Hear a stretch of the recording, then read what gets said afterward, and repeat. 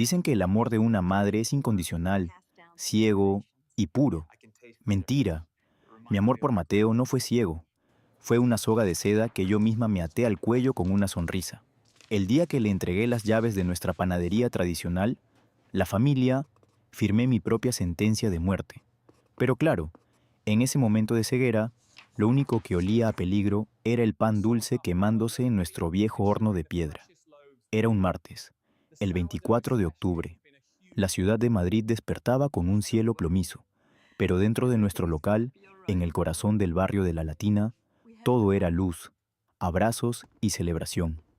Miré a Mateo, mi hijo adoptivo, el niño asustado que saqué de las frías calles hace 15 años. Ahora llevaba un traje a medida que costaba más de lo que ganábamos en un mes entero amasando harina. Su sonrisa era brillante, impecable, demasiado perfecta. Con lágrimas de orgullo empañando mis ojos, le pasé los documentos notariales de traspaso. Todo es tuyo ahora, mi vida, le susurré, acariciando su mejilla. Eres el gran pilar de esta familia. Él tomó el bolígrafo con una calma escalofriante y firmó. Yo también plasmé mi nombre en la línea punteada, sin leer jamás la letra pequeña. No sabía que estaba entregando el sagrado legado de mis abuelos. No sabía que esa misma firma mía ya adornaba facturas fantasmas, cuentas en paraísos fiscales y montañas de dinero manchado de sangre del cártel del narcotráfico. Creí que le estaba regalando un futuro brillante. En realidad, le estaba entregando el arma cargada con la que planeaba destruirme. Los primeros 6 meses bajo el mando de Mateo parecían un milagro bajado del mismísimo cielo. Nuestra humilde panadería de toda la vida se transformó de la noche a la mañana. Las paredes desconchadas se cubrieron de mármol negro pulido y los viejos hornos de piedra fueron reemplazados por maquinaria industrial de última generación que costaba cientos de miles de euros. De repente, ya no vendíamos solo pan dulce y croissants a los vecinos de La Latina. Despachábamos decenas de cajas opacas a clientes corporativos que jamás pisaban nuestro local. Mateo se erigió como el rey absoluto y el salvador económico de nuestra casa. A mi hija menor, Lucía, le regaló un coche deportivo reluciente por su 18º cumpleaños. A mi pequeño Hugo lo matriculó en el colegio privado más elitista de todo Madrid. El dinero en efectivo fluía como un río inagotable, ahogando cualquier mínima duda que pudiera surgir en mi mente de madre cansada. Es el fruto de mi visión comercial, mamá, me decía él con aplomo, besando mi frente mientras me entregaba fajos de billetes gruesos para mis gastos personales. Yo lo miraba y veía el pilar indestructible de nuestra sangre. Qué soberanamente estúpida fui. Elegí ignorar que sus nuevos socios llevaban trajes de seda, pero tenían miradas de depredadores hambrientos. No quise preguntar por qué una panadería de barrio necesitaba hacer entregas urgentes a las 3 de la madrugada en polígonos industriales abandonados a las afueras de la ciudad. Me dejé anestesiar por el lujo y la falsa seguridad, sin saber que estábamos bailando sobre una mina terrestre, y que esa dulce melodía de éxito estaba a punto de detenerse para siempre con el sonido de las sirenas. El reloj de la mesita de noche marcaba las 4:15 de la madrugada del 12 de mayo.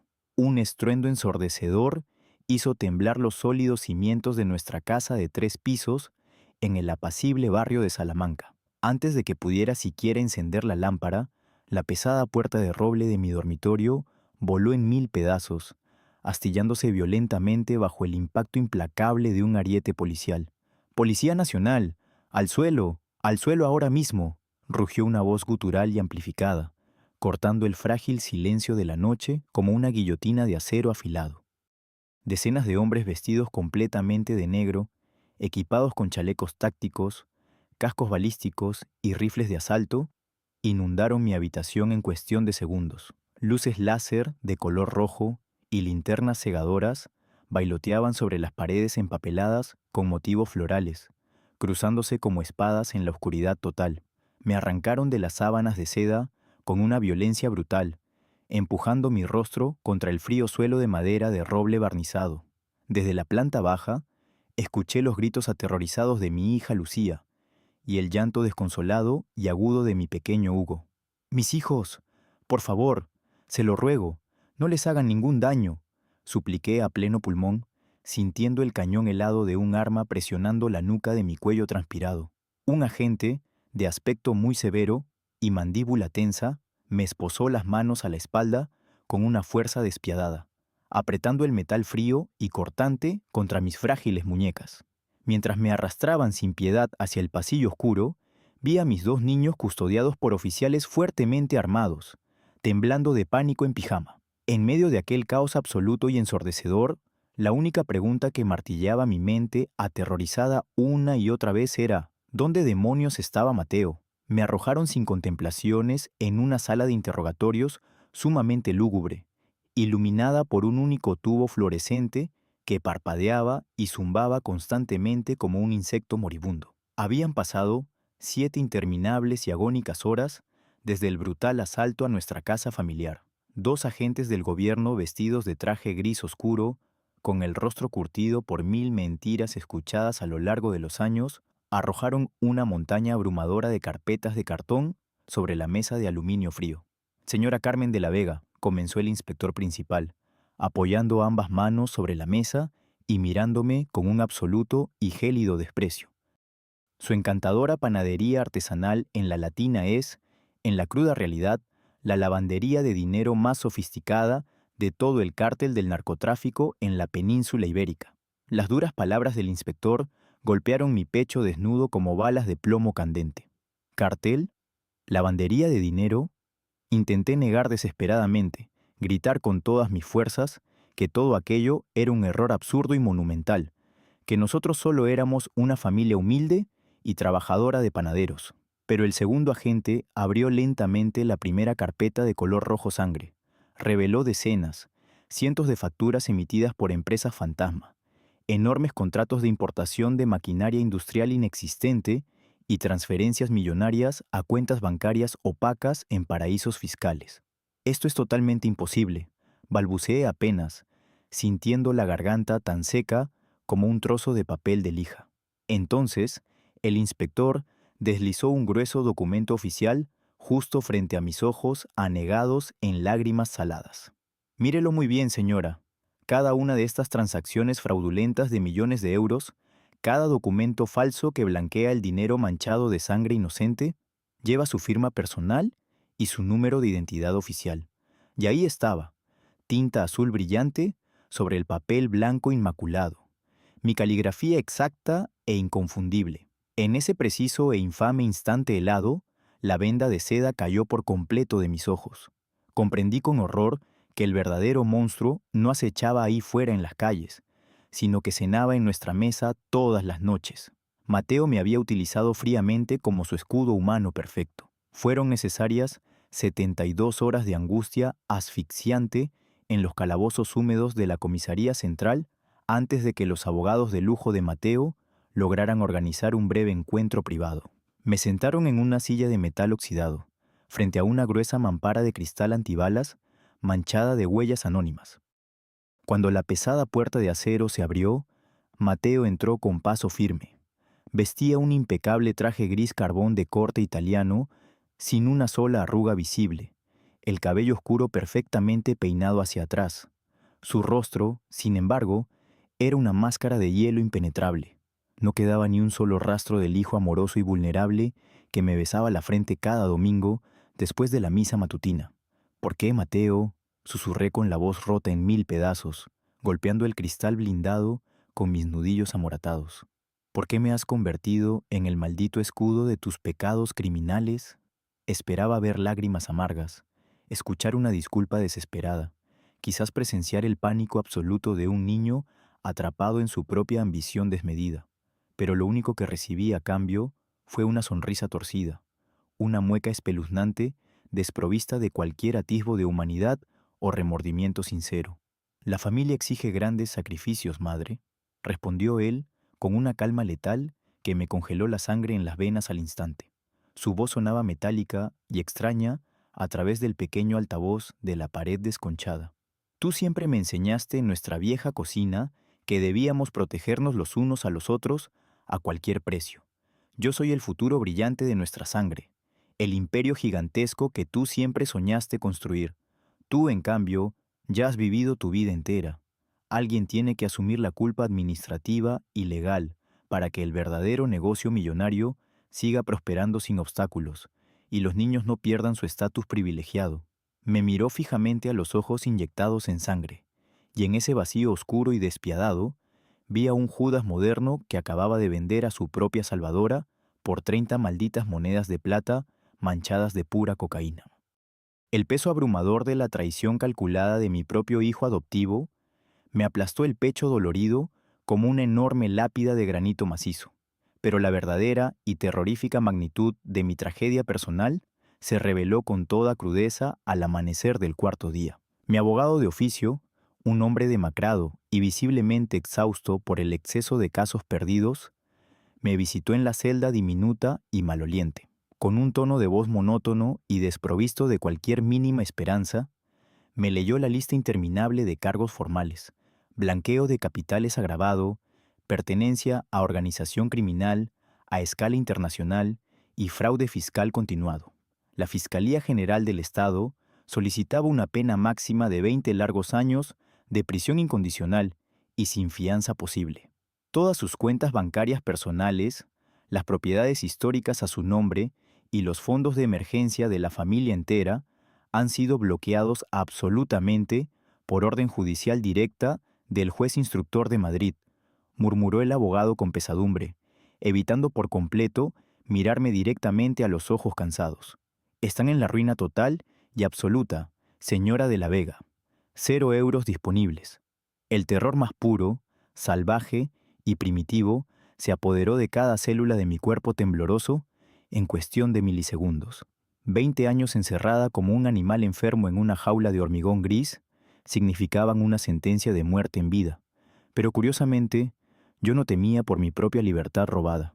Mi mente voló instintivamente y con desesperación hacia mi hija Lucía, a punto de comenzar la exigente universidad de sus sueños, y hacia mi pequeño Hugo, que apenas tenía 9 tiernos años de edad.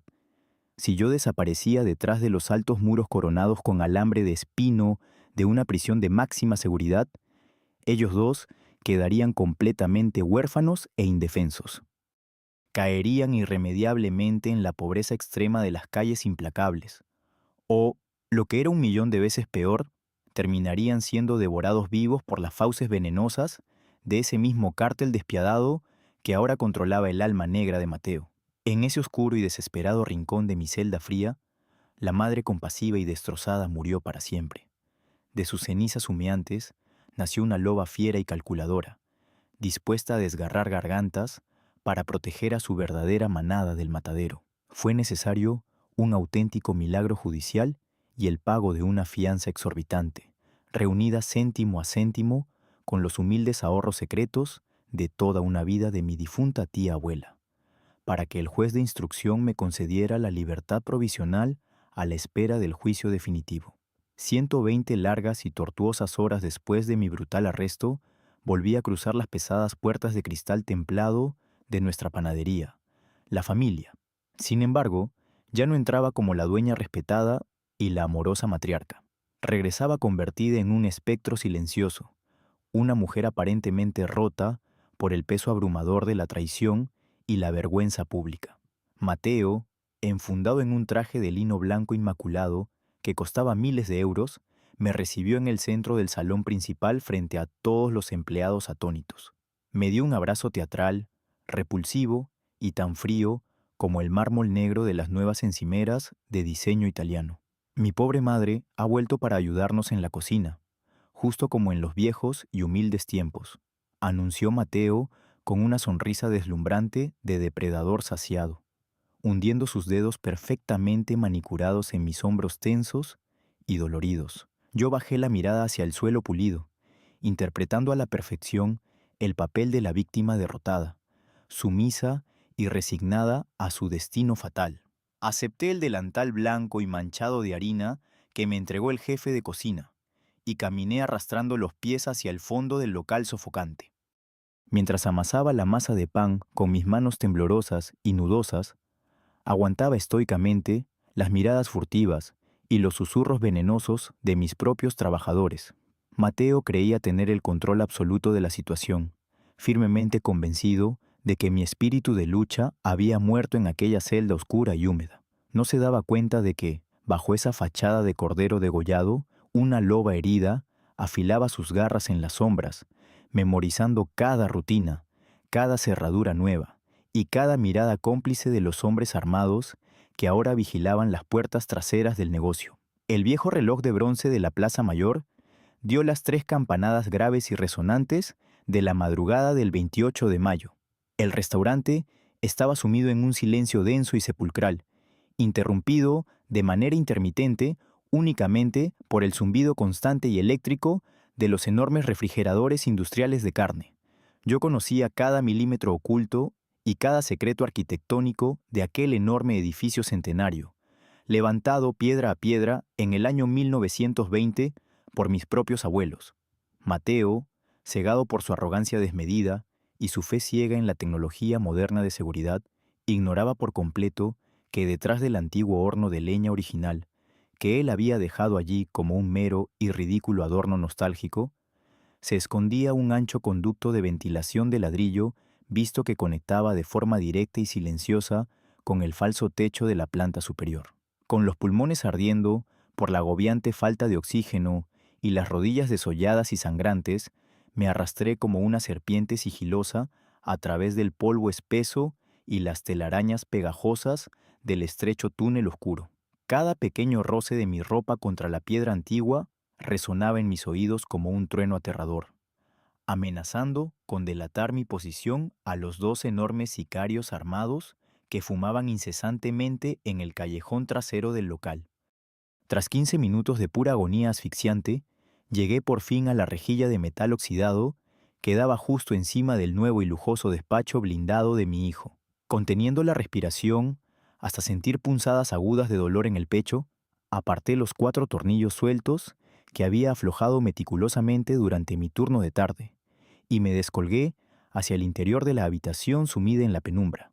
Aterricé sin hacer el más mínimo ruido sobre la costosa alfombra persa de seda importada. Frente a mí, empotrada en la pared de caoba maciza, se alzaba la enorme caja fuerte digital de acero inoxidable, el corazón oscuro y latente del imperio de sangre de Mateo, esperando a ser destripado por las mismas manos agrietadas que un día le enseñaron a caminar. Frente a la imponente bestia de acero inoxidable incrustada en la pared de caoba, mis manos curtidas por el trabajo de 40 largos años temblaban incontrolablemente. Mateo siempre se jactaba de su impenetrable seguridad de última generación, pero en el fondo de su alma oscura y retorcida, seguía siendo aquel niño asustado y predecible que yo misma crié con devoción.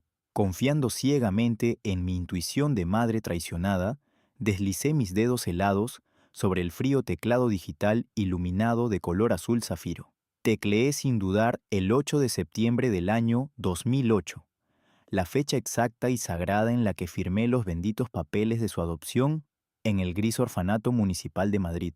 Un pitido agudo y seco cortó el denso silencio de la habitación, seguido por el pesado y metálico clic de los gruesos engranajes internos liberándose al unísono. La pesada puerta blindada giró sobre sus bisagras perfectamente engrasadas, revelando el verdadero e innegable infierno que mi hijo había construido a mis espaldas. No había lingotes de oro brillante, ni joyas espectaculares. El interior albergaba 5 inmensos libros de contabilidad, encuadernados en cuero negro, y una montaña grotesca de fajos de billetes de 500 euros, apilados como si fueran simples ladrillos de barro. Saqué un pequeño teléfono móvil de prepago, comprado discretamente esa misma tarde en un sombrío locutorio de Carabanchel, y comencé a fotografiar febrilmente cientos de páginas repletas de cifras astronómicas. Allí estaba la prueba irrefutable de mi inocencia. Cientos de millones de euros blanqueados meticulosamente a través de empresas fantasma en paraísos fiscales y facturas falsificadas a nombre de mi amada y humilde panadería. Cada destello del flash silencioso era un clavo ardiente y definitivo en el ataúd de la libertad de mi hijo. Un acto de justicia implacable, dictado por el corazón roto de una madre, que ya no tenía absolutamente nada que perder en este mundo cruel. Apenas había capturado la imagen de la 50ª página manchada de crímenes, cuando el eco lejano, pero inconfundible, de unas suelas de goma pesadas golpeando el suelo de mármol del pasillo, me paralizó por completo la sangre en las venas. El sonido acompasado y letal de 2 pares de botas tácticas avanzaba inexorablemente hacia la puerta principal del despacho a oscuras. Con un movimiento rápido y desesperado, nacido del más puro instinto de supervivencia animal, cerré de un violento empujón la puerta blindada de la caja fuerte, asegurándome de escuchar el clic electrónico de bloqueo automático justo un segundo antes de que el picaporte de latón exterior comenzara a girar lentamente. Sin tiempo para pensar ni respirar, me deslicé como una sombra furtiva debajo del masivo escritorio de roble macizo de Mateo, encogiéndome hasta convertirme en un minúsculo e invisible ovillo humano. La puerta se abrió de golpe, arrojando un rectángulo de luz amarilla pálida sobre la costosa alfombra persa. 2 hombres enormes, vestidos de pies a cabeza, con ropa deportiva oscura y oliendo fuertemente a tabaco barato y pólvora quemada, irrumpieron en la estancia maldita. Arrojaron 4 pesadas bolsas de lona negra sobre los sofás de cuero blanco, emitiendo ese sordo y característico ruido que solo produce el papel moneda prensado al vacío. Desde mi minúsculo escondite claustrofóbico, a escasos 20 centímetros de las mortales botas militares de uno de los sicarios del cártel, contuve la respiración hasta que mis pulmones suplicaron piedad. Escuché sus voces ásperas bromeando sobre el inminente cargamento de 100 kilos de mercancía que llegaría por la costa de Valencia en menos de 48 horas. Permanecieron allí durante 5 eternos minutos que parecieron siglos de agonía interminable, antes de salir y cerrar la puerta con un golpe seco. Empapada en un sudor frío y mortal, supe en ese preciso y aterrador instante que había descendido a las entrañas mismas del infierno, y ahora me tocaba bailar con los demonios de mi propio hijo. El reloj de la antigua catedral marcaba exactamente las 7:30 de la tarde del 2 de junio, bajo un aguacero torrencial y despiadado que lavaba las calles adoquinadas del centro histórico de Madrid. Tras lograr escapar del despacho blindado de Mateo, sin ser vista por los sicarios armados, me dirigí directamente hacia los confines del Parque del Retiro, envuelta en un abrigo oscuro y completamente empapado por la tormenta implacable. Bajo el denso follaje de un roble centenario, oculto en la penumbra total, me esperaba el inspector jefe Alejandro Vargas, un hombre de 45 años, con la mirada exhausta de quien ha visto demasiados cadáveres destrozados y cientos de promesas rotas. Había investigado sus antecedentes durante 5 largos días de agonía. Era el único policía absoluta y totalmente incorruptible de toda la Brigada Central de Narcóticos, un sabueso solitario y obsesionado con desmantelar el inmenso imperio de la droga que carcomía nuestra hermosa ciudad. Le entregué el pequeño teléfono móvil de prepago envuelto herméticamente en plástico transparente, conteniendo las fotografías nítidas de cientos de páginas de la contabilidad secreta y las docenas de transferencias millonarias a paraísos fiscales. Vargas deslizó su dedo pulgar áspero sobre la pantalla iluminada, y sus ojos grises como el acero se abrieron de par en par ante la magnitud abrumadora y monstruosa del fraude fiscal y criminal orquestado por mi propio hijo. Aquí tiene la cabeza del monstruo ensangrentado, inspector, pronuncié con una voz de hielo cortante que ni yo misma reconocí, tragándome el nudo de puro dolor ardiente que estrangulaba mi garganta de madre traicionada. Le entrego en bandeja de plata maciza al líder financiero del cártel y a todas sus retas de lavado de dinero manchado de sangre inocente. Pero a cambio, exijo un precio innegociable y definitivo: inmunidad total, absoluta y garantizada por escrito por un juez para mí, y protección permanente e inmediata para mis 2 hijos menores, Lucía y Hugo. Si usted se niega siquiera un segundo o intenta traicionarme, estas mismas pruebas irrefutables desaparecerán para siempre en las cenizas, y yo me hundiré en el silencio más absoluto de la prisión durante 20 largos años.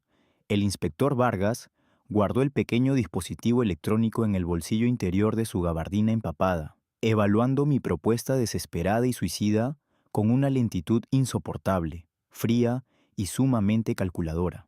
La lluvia incesante y helada golpeaba nuestros paraguas negros como un lúgubre redoble de tambores fúnebres en la oscura noche de Madrid. Señora de la Vega, le seré brutalmente honesto. Estas fotografías digitales son oro puro y macizo para la Fiscalía Anticorrupción, pero lamentablemente no son pruebas suficientes para decapitar de un solo golpe a la serpiente venenosa, sentenció el policía experimentado con una voz ronca y profunda que compitió directamente con el trueno lejano que sacudió el cielo español. Su querido hijo Mateo es solo el administrador de las finanzas ocultas, el chico de oro de los números y los ordenadores. Para destruir de forma definitiva a la verdadera cúpula del cártel, necesito escucharlos confesar sus crímenes atroces con sus propias voces malditas. Acto seguido, Vargas abrió su maletín de cuero negro muy gastado y extrajo un diminuto dispositivo metálico, del tamaño exacto y milimétrico de un botón de camisa ordinario. Me lo entregó con extrema precaución, rozando apenas mis dedos congelados y temblorosos. Este próximo viernes, 13 de junio, los 3 capos supremos y más sanguinarios de la organización criminal volarán en jet privado desde la costa sur de Andalucía para mantener una reunión clandestina y de máxima seguridad en el salón privado de su propio restaurante. Usted, como humilde cocinera castigada, tiene acceso ilimitado y absoluto a la costosa vajilla, a los gruesos manteles de lino y a la comida caliente de ese salón reservado. Necesito encarecidamente que instale este micrófono de alta frecuencia directamente en el centro de la mesa principal de roble, justo un minuto antes de que se sirva el primer plato de la fastuosa cena. Si usted falla en su misión, o si los sicarios de su hijo la descubren con este transmisor policial en la mano, le volarán la cabeza allí mismo con una bala de grueso calibre, y nosotros no podremos hacer absolutamente nada para salvarle la miserable vida. Apreté el frío y duro metal del micrófono en la palma sudorosa de mi mano derecha, sintiendo el latido desbocado y salvaje de mi propio corazón aterrorizado.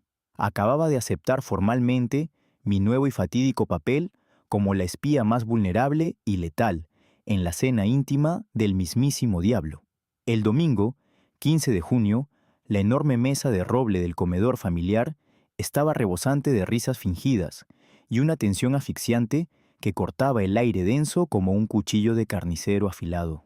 Mateo, interpretando magistralmente su asqueroso papel de hermano mayor devoto y protector, levantaba por los aires al pequeño Hugo, arrancándole carcajadas puras e inocentes que me partían el alma en 1000 pedazos ensangrentados, mientras mi hijo adoptivo y traidor jugaba alegremente en el soleado jardín trasero de nuestra casa.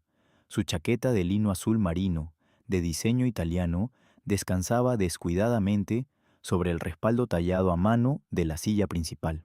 El tiempo se detuvo por completo cuando mis ojos se clavaron en el bolsillo interior izquierdo, donde yo sabía con absoluta y total certeza que guardaba la tarjeta maestra encriptada, la única llave electrónica capaz de burlar el infranqueable sistema de seguridad del salón privado de nuestro restaurante. Con las manos sudorosas y el corazón golpeando salvajemente contra mis costillas frágiles como un tambor de guerra enloquecido, me deslicé silenciosamente hacia la cabecera de la mesa. Fingiendo recoger los platos de porcelana fina, manchados de salsa de tomate casera, introduje 2 dedos temblorosos y gélidos en el suave forro de seda azul de la costosa prenda. Un escalofrío mortal recorrió mi espina dorsal de arriba a abajo cuando la yema de mi dedo índice rozó el frío plástico duro de la tarjeta negra. La extraje con un movimiento rápido, felino y desesperado, ocultándola inmediatamente en el profundo delantal blanco que cubría mi vestido oscuro de luto anticipado. Justo en ese preciso y aterrador instante, la voz profunda y metálica de Mateo resonó a mis espaldas, preguntando fríamente si quedaba más postre dulce.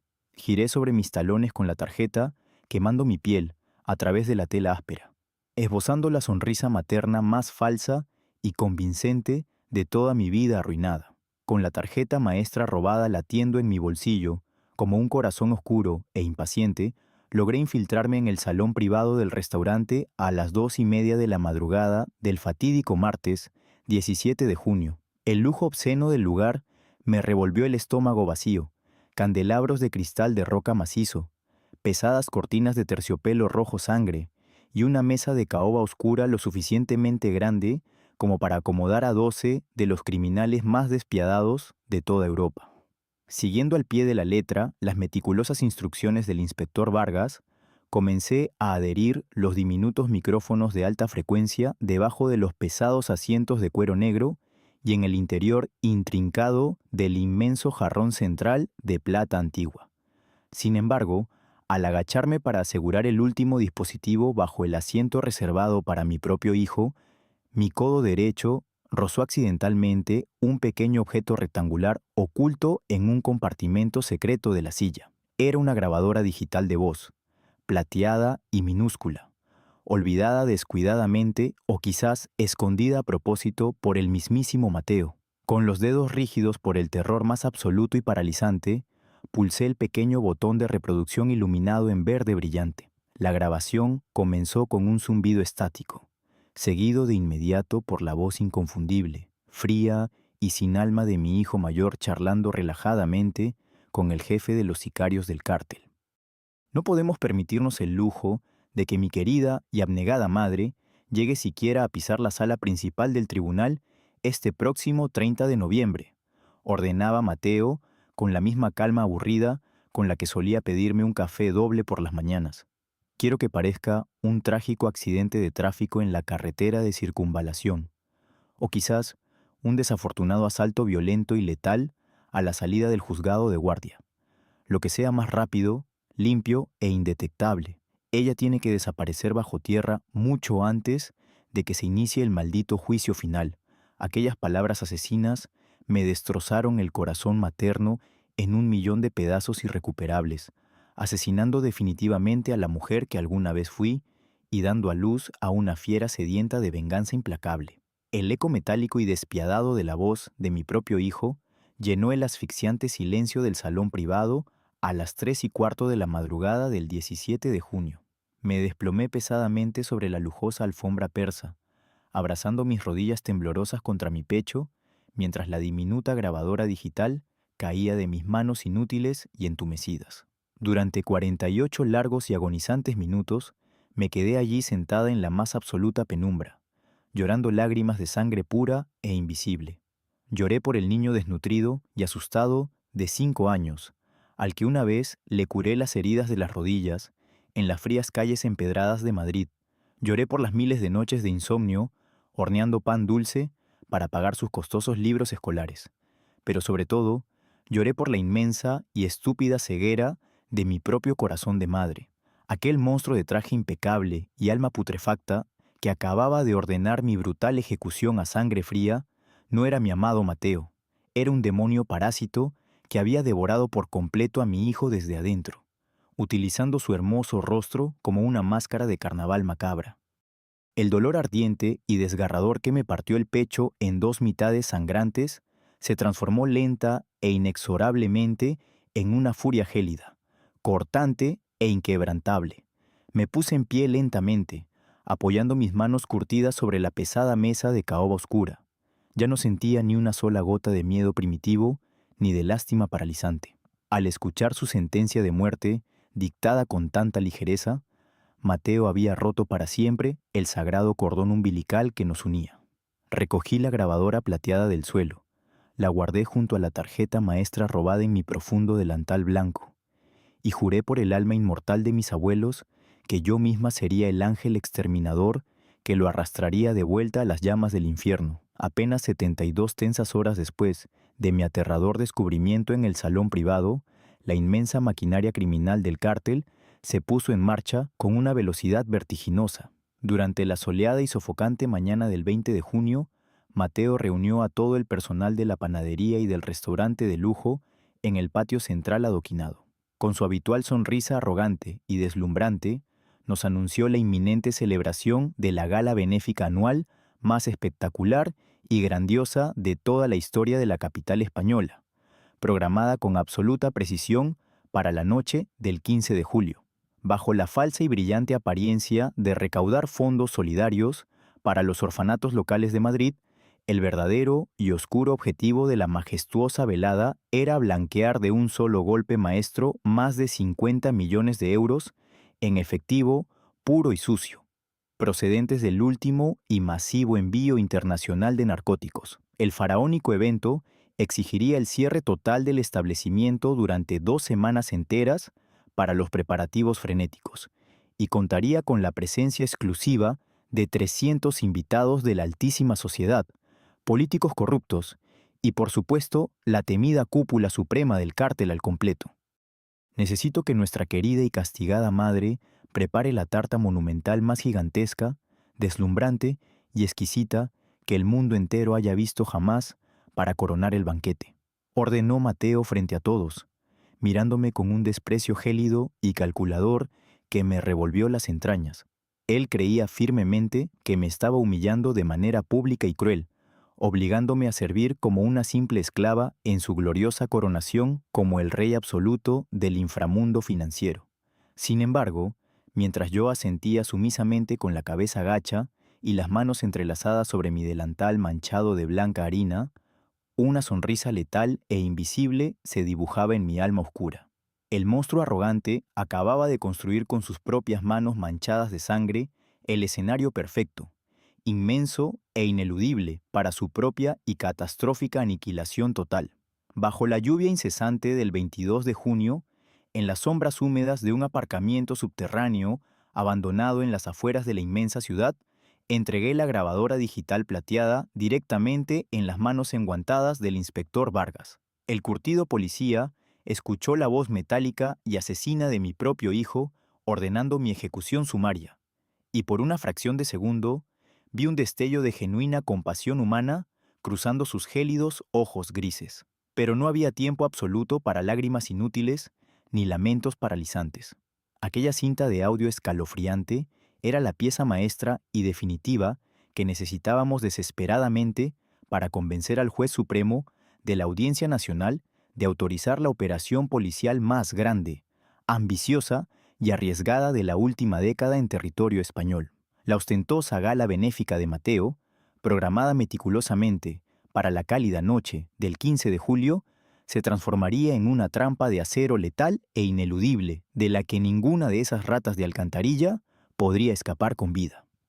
Vargas desplegó sobre el capó oxidado de su coche camuflado un enorme plano arquitectónico detallado de nuestro histórico edificio familiar.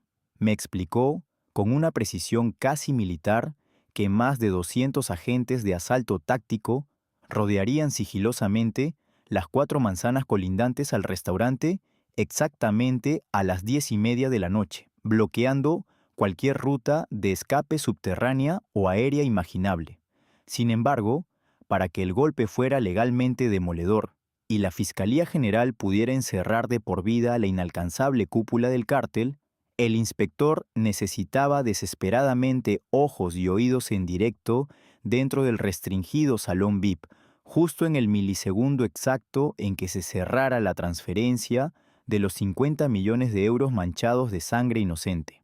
Necesitamos una cámara de microtransmisión de alta definición apuntando directamente a sus rostros arrogantes, murmuró Vargas, frotándose la barbilla tensa con preocupación evidente. Fue en ese preciso instante de silencio sepulcral cuando la fiera vengativa que habitaba en mi interior sonrió en la oscuridad absoluta. Yo misma sería el maldito caballo de Troya, que cruzaría las infranqueables puertas del infierno disfrazada de humilde y abnegada pastelera. Durante la primera semana del caluroso mes de julio, la gigantesca cocina industrial de nuestro restaurante se convirtió en mi santuario sagrado y en mi asfixiante prisión de máxima seguridad al mismo tiempo. Custodiada de día y de noche por 3 enormes sicarios, armados hasta los dientes, que vigilaban cada uno de mis movimientos mecánicos, comencé a esculpir la obra maestra culinaria más grande, fastuosa y mortal de toda mi larga vida como repostera profesional.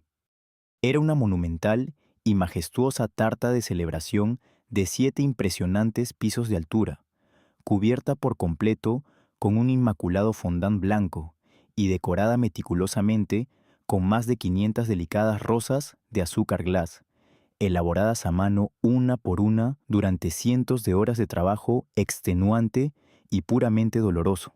Mateo entraba ocasionalmente al recinto sofocante, inspeccionando mi colosal obra con esa sonrisa ladeada y superior, ignorando por completo que estaba admirando ciegamente la misma y dulce guillotina que muy pronto cortaría su propia y ambiciosa cabeza de serpiente. El 14 de julio, justo 24 frenéticas horas antes del grandioso evento que cambiaría nuestro oscuro destino para siempre, el inspector Vargas logró introducir la minúscula cámara policial de alta definición camuflada ingeniosamente dentro de un falso cargamento de exóticas vainas de vainilla pura, procedentes de Madagascar, aprovechando un único y milagroso minuto de distracción de los brutales guardias de seguridad que discutían acaloradamente sobre un partido de fútbol televisado en el callejón trasero.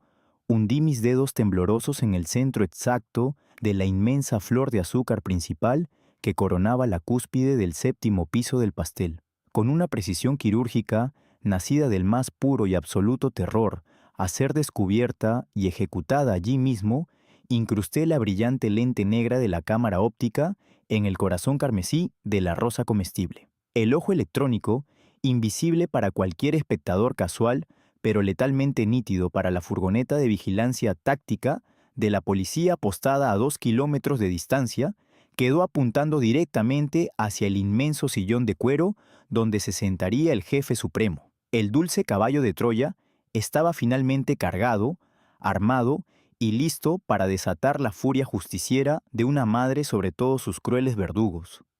La calurosa y sofocante noche del 15 de julio envolvió el centro histórico de Madrid en un manto de humedad asfixiante, pero el interior de nuestro fastuoso restaurante parecía un palacio de hielo resplandeciente, iluminado por cientos de candelabros de cristal de Bohemia y decorado con miles de orquídeas blancas importadas.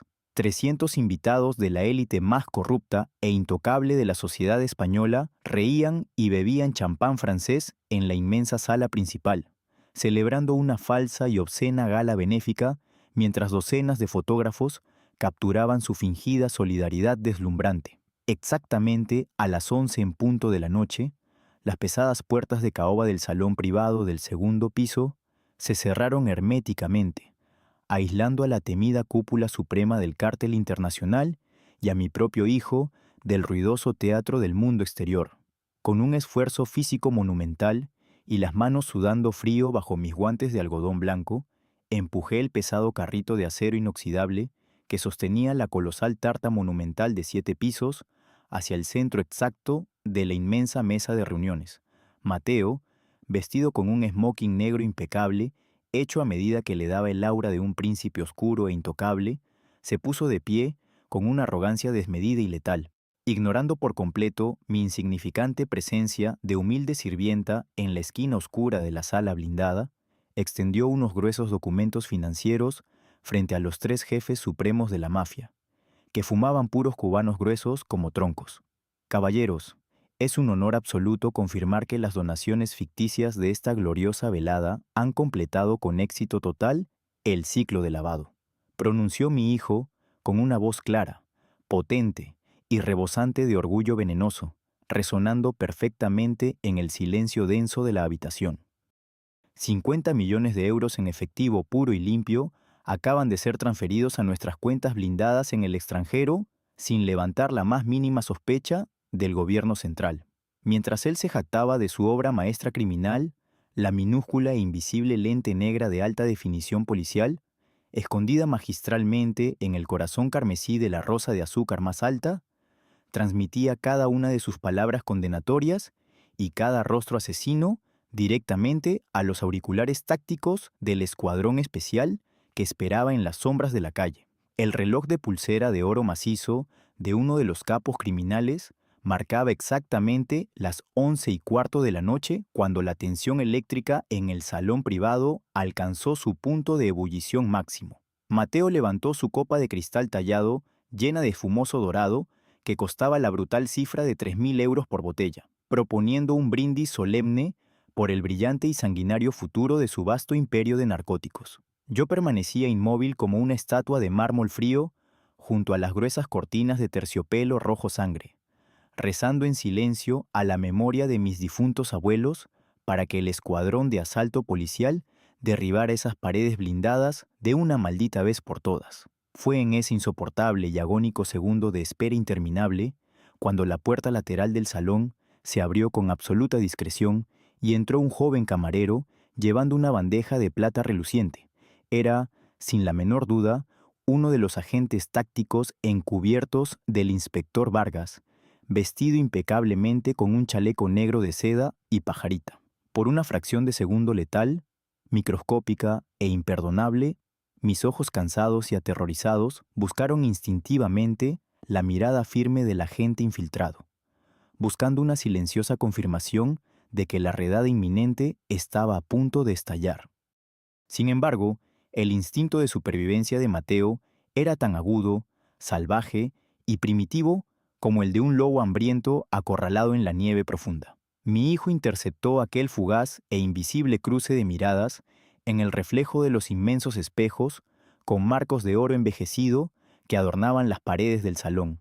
La sonrisa triunfal y deslumbrante de su rostro hermoso se congeló de golpe, transformándose instantáneamente en una máscara de puro terror asesino y paranoia absoluta. Antes de que el joven agente encubierto pudiera siquiera dar un segundo paso hacia el centro de la habitación para servir las bebidas, Mateo dejó caer su copa de cristal, que se hizo añicos contra el suelo de mármol con un estruendo ensordecedor, y deslizó su mano derecha a la velocidad del rayo bajo la solapa de seda de su costoso smoking. Cuando su puño cerrado volvió a salir a la luz deslumbrante de los candelabros, sostenía firmemente una pesada pistola semiautomática de acero negro mate, apuntando directamente hacia el centro de mi pecho agitado. El disfraz había caído para siempre. El diablo finalmente me había reconocido en su propia fiesta. El cañón negro y frío de la pistola de 9 milímetros temblaba ligeramente en la mano derecha de Mateo, apuntando con una precisión mortal directamente al centro de mi delantal blanco manchado de harina. El silencio en el fastuoso salón privado se volvió tan pesado y asfixiante que podía escuchar el latido desbocado de mi propio corazón resonando en mis oídos como un tambor de guerra enloquecido.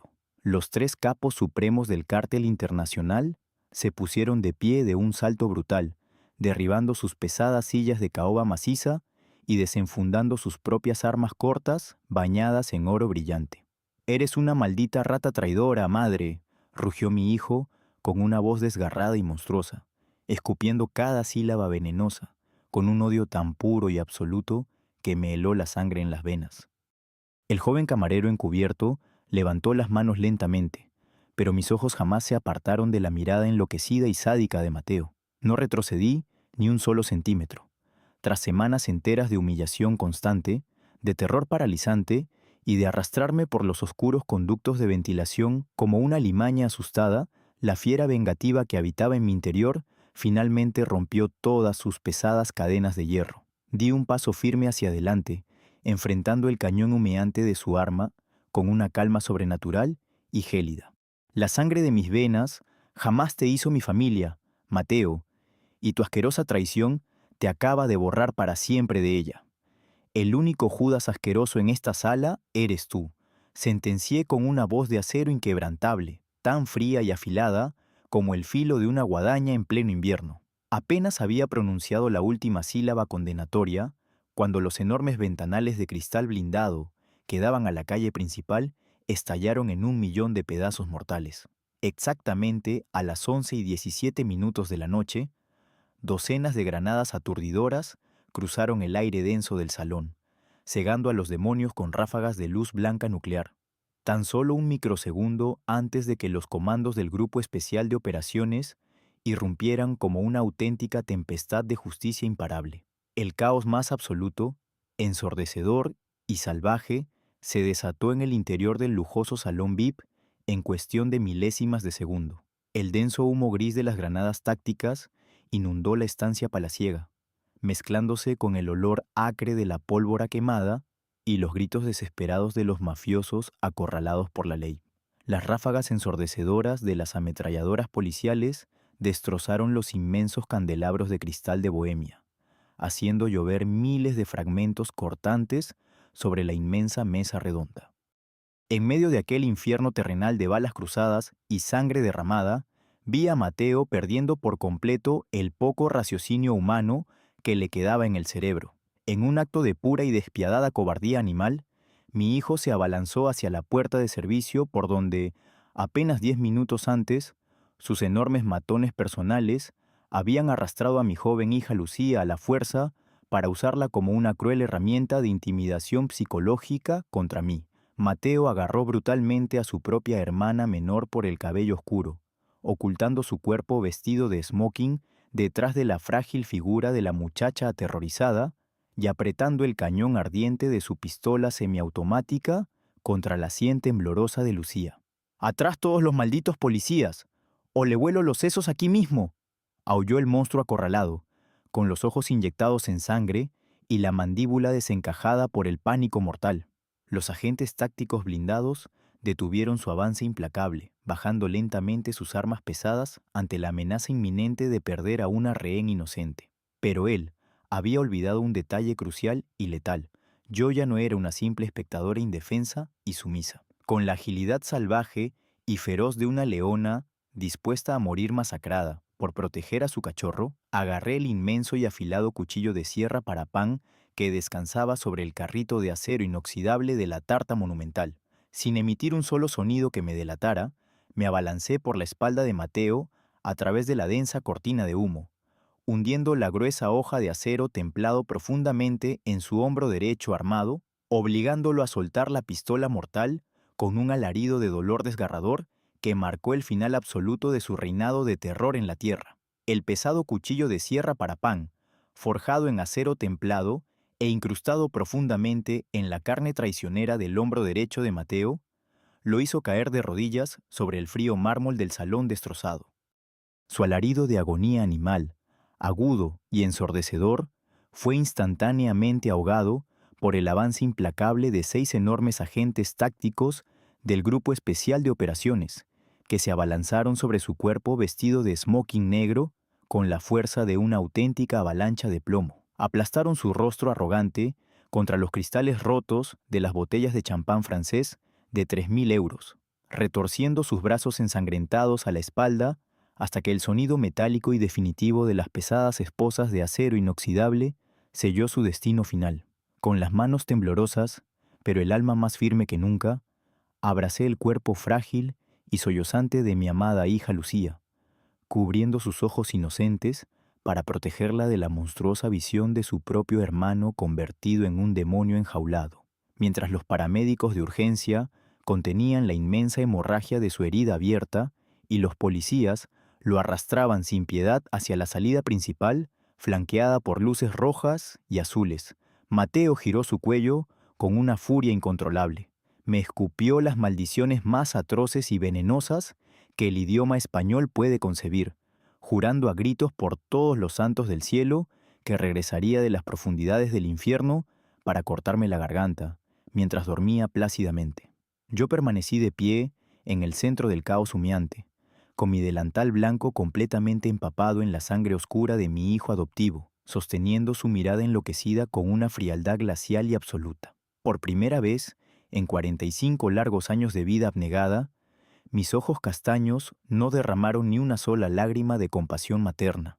El niño dulce que una vez crié había muerto hacía muchísimo tiempo, y el monstruo asqueroso que ahora aullaba bajo el ensordecedor sonido de 100 sirenas de policía no era absolutamente nada mío.